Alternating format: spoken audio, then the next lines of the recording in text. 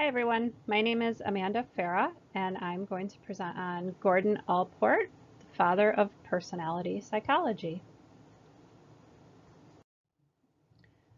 Gordon Allport was born in 1897. He died in 1967. He studied economics and philosophy at Harvard for undergrad before deciding to do a PhD in psychology. After graduation, he taught at Harvard nearly his entire career with some brief breaks to teach at other colleges.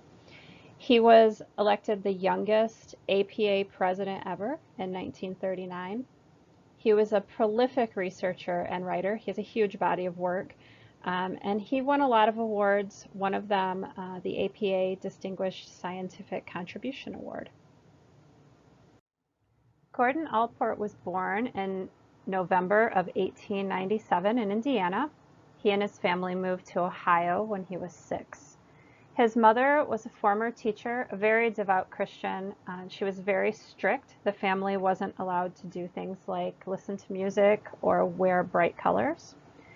His father was a physician with a questionable side gig. There is a story about him becoming involved in treating morphine patients and mailing them cures through the mail that actually contained morphine. He had 3 older brothers to whom he felt inferior his entire life. He talked about how they were far more masculine than he was, and he just felt they were better at everything. His family's Protestant work ethic was very important to them. They were very hard workers. He grew up surrounded by his father's in-home medical practice. He was a country doctor who did everything in the home. Gordon Allport graduated near the top of his high school class, and he followed his older brothers off to Harvard. He married Ada Lufkin Gould, who was a clinical psychologist, and they had one son, Robert Bradley Allport, who became a physician. Some interesting things about Gordon Allport personally. He rarely discussed his childhood, which makes sense when you take into account his view that the child and adult are entirely separate personalities. He felt that childhood had very little to do with the adult personality, and it wasn't important for him to discuss his childhood. All the sources note his disappointing meeting with Freud. After graduating from Harvard, he found himself in Vienna and decided to drop in on Sigmund Freud while he was there. He made an appointment and went to visit him.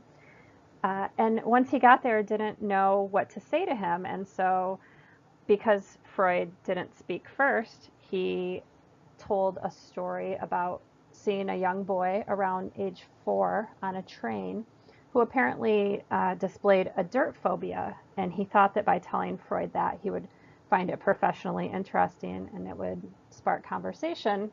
But instead, Freud asked him if that little boy was him. So he immediately started by trying to psychoanalyze Allport, which put him off. He was very taken aback by that. And even as an adult, he felt inferior to his older brother. His older brother, Floyd Allport, is a famous social psychologist. And he often told people, even as an adult, that he shouldn't be mistaken for his more influential brother, Floyd. Dr. Allport defined personality as a dynamic organization within the individual of those psychosocial systems that determine his characteristic behavior and thought. He believed that both heredity and the environment contributes to personality. That is, it's not nature or nurture, it's both. He believed that heredity provides the clay, the intelligence, temperament, genetic dispositions, and physical form, and then the environment steps in and shapes, limits, or expands on what nature has provided. He also believed that infants have no personality.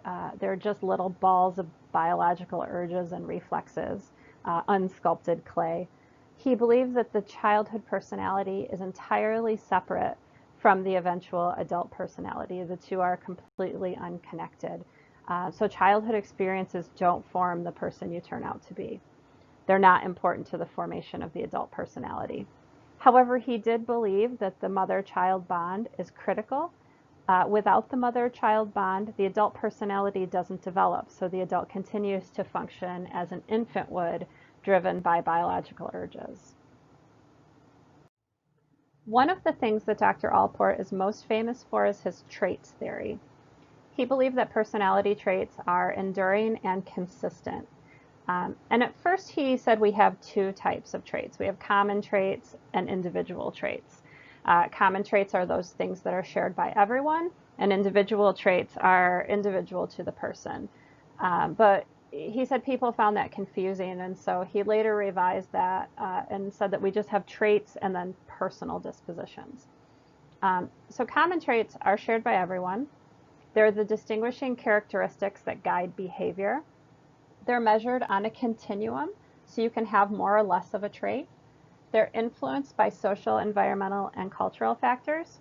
And later he simply called them traits. So some characteristics of them are they are real and we all have them. They're not just our perceptions.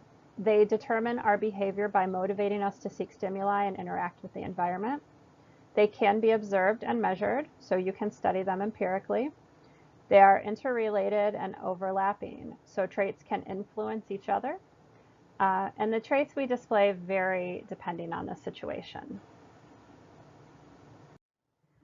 What he first called individual traits, he revised to call personal dispositions, and he said that there are three of them. The first is cardinal traits. That is a single dominant characteristic that influences behavior. He called it a ruling passion. But he said not everyone has one, and most people probably don't. We're probably mostly more complex than that. But a cardinal trait would be something like overriding sadism in your personality or altruism. The second is central traits. These are characteristics that describe a person's typical behavior, and everyone has these, usually around 6 or 8 of them, according to Allport. These are the traits that most people observe about us, or that we observe about other people. So if you're describing a friend, you might describe them as friendly and outgoing. Those are central traits. And some other examples might be cynicism or generosity. And then there are secondary traits. These are inconspicuous traits. They're minor. They can be situational. So they would be the things that are only known to those with whom we're well acquainted. An example might be a food preference. Allport also studied motivation and what drives us. His theory was that our present needs and preferences, not our past experiences, guide our behaviors. And that we have free will and cognitive processes are vital to our personality.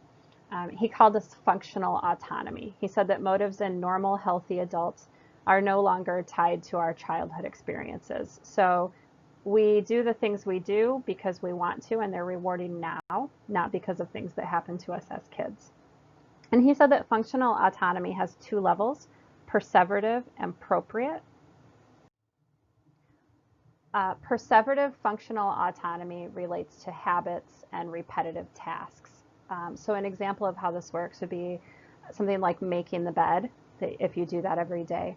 So you may have learned to make your bed as a child to avoid punishment or maybe to get a reward, but the enduring habit is no longer related to the child's motivations. So you don't make your bed now because you're afraid of getting in trouble.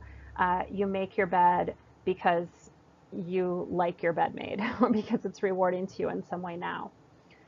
The other is appropriate functional autonomy, and this relates to our values, self-image, and lifestyle. And this is unique to each individual. We keep those things that are rewarding to us. And the word appropriate relates to Allport's word for the self or the ego, which is proprium.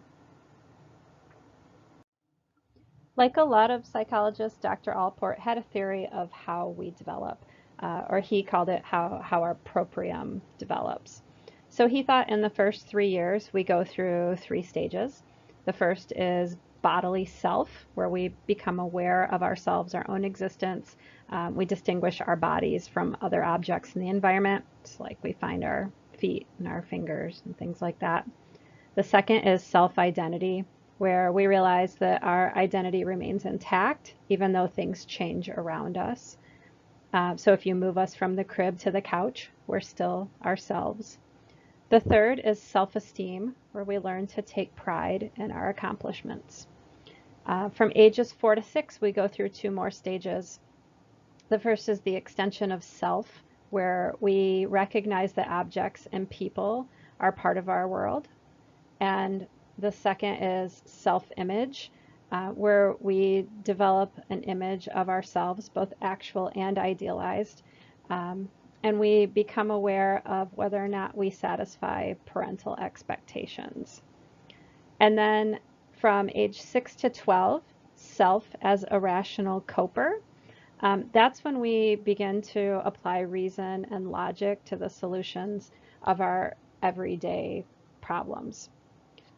In adolescence, we go through appropriate striving, which is basically when we begin to figure out how to be an adult. We formulate long-range goals and plans. And beyond that is adulthood. And Dr. Allport thought that normal, mature adults are functionally autonomous, independent of childhood motives. We function rationally in the present and consciously create our own lifestyles. Dr. Allport had pretty progressive feminist views for a man in his time. However, he does put the blame solely on mothers if children fail to develop a personality. That is, if a child and a mother don't bond appropriately, the child never moves past childhood. And on religion, he extensively studied the role of religion in individual identity.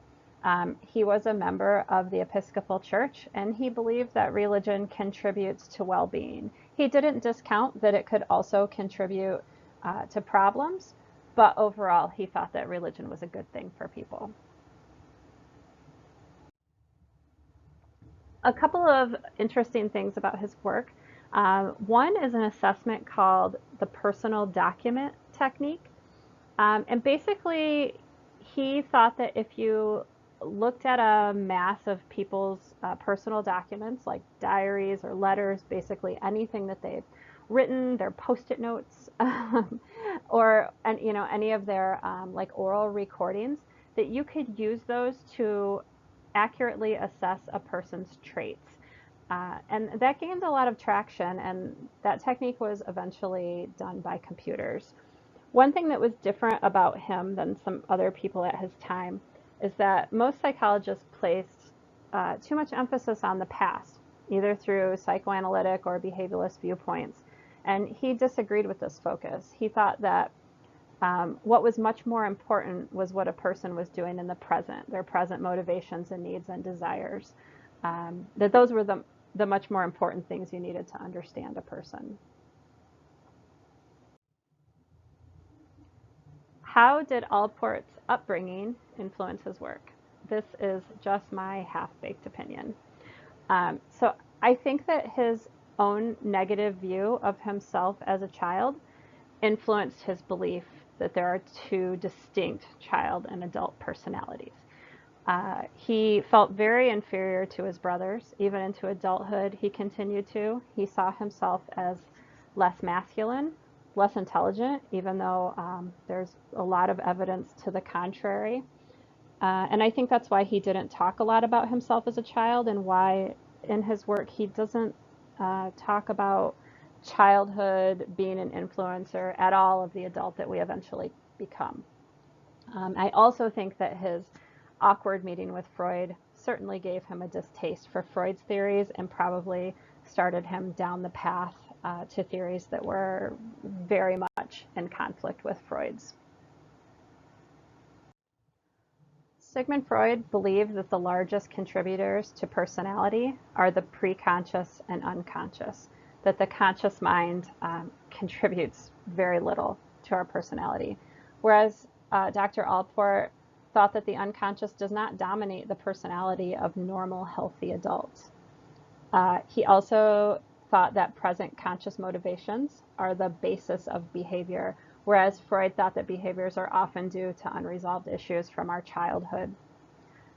Dr. Allport relied on empirical research, whereas Dr. Freud relied on case studies and not experimental research. Dr. Allport said that some of Freud's work was dangerously arbitrary because of that. And Dr. Allport thought that the study of healthy, normal personalities is the most important in understanding people. That abnormal psychology was not that important to study, whereas Dr. Freud thought that it was important to study abnormal personalities, and in fact, he found abnormality in most people. The other person I wanted to compare Dr. Allport to is Hans Eysenck, largely because they're contemporaries, and I found a great video of Allport talking about Eysenck. They have a lot of similarities. They both believe that personality traits are stable and enduring, but Allport believes that the childhood personality and the adult personality are distinct and separate, whereas Eysenck believes that the personality begins developing in childhood and doesn't change a lot through the course of life. They both believe that personality traits exist on a continuum and they're measurable. Allport believes that each person is a unique mix of hundreds of personal dispositions, that there are literally limitless combinations that make up our very unique self. Whereas Eysenck thought that personality could be categorized into 3 dimensions, a continuum of 3 dimensions, and that we can define our personalities that way. They both also believe that personality is a result of both nature and nurture. And there's a quote in the video from Dr. Allport that says he likes Eysenck's work, but he doesn't think it goes far enough. But because it is empirical, it is good. So in considering what Dr. Allport would say about me, some of Amanda's central traits are curiosity, compassion, and a really outstanding sense of humor. Her secondary traits include a tendency to overextend herself and an aversion to hamsters and sushi. Her intense need for privacy is not at all unconsciously due to her childhood issues with her invasive mother, but instead due to a functionally autonomous desire formed during adulthood to control her personal information. Freud would say, Amanda has gained 10 pounds during quarantine. She reports near constant snacking. She's also highly suggestible. She is likely an oral personality type. And according to Eysenck, based on my assessments, Amanda is an extrovert who is high in emotional stability and impulse control. This is likely based largely on genetic factors, though there is some possibility of environmental influences. I decided to compare Dr. Allport's work to the Eastern psychologies. The Eastern psychologies, primarily Buddhism and Hinduism, believe that you're far less in control of your mind than you believe yourself to be. We're essentially machines acting out behaviors that are the result of our various perceptions, identities, and states of consciousness. This is similar to Freud's theory and theories of behaviorists who believe our behaviors are predictable and that we have much less control than we think. And of course, they believe those things for different reasons. But it's contrary to Allport's belief that healthy adults are driven by conscious, rational thought and we're in control of our own behavior. They believe that the self is largely an illusion, that we're all just a collection of individual thoughts and emotions in constant flux. This is contrary to Allport's idea of approprium and that personality is mostly enduring and stable. Whereas Allport liked empirical research, he liked to measure things. Eastern philosophies say that you can't measure something without experiencing it, and if you haven't experienced transcendence, you wouldn't understand it. Allport didn't find it useful to study abnormal psychotic personalities, whereas Eastern philosophies view most people's normal as a psychosis. If you haven't gone through mind training and you haven't experienced transcendence, you're in something akin to a psychosis. Overall, Dr. Gordon Allport had a huge impact on the field of psychology. His humanistic view of personality was one of the first of its kind. He was one of the first to emphasize that we're conscious, rational beings with autonomy and free will. His trait theory is important. Researchers still draw on his trait theory work. His work with expression of emotions was groundbreaking, and it's still the foundation for other important research. And his book, The Nature of Prejudice, showed the pervasiveness of stereotyping and how we use the least effort principle as a mental shortcut, despite the fact that there is no reasonable basis for these beliefs. Overall, his body of work is huge. His research is still pretty relevant, and I really enjoyed researching him. Thank you so much for your time and attention.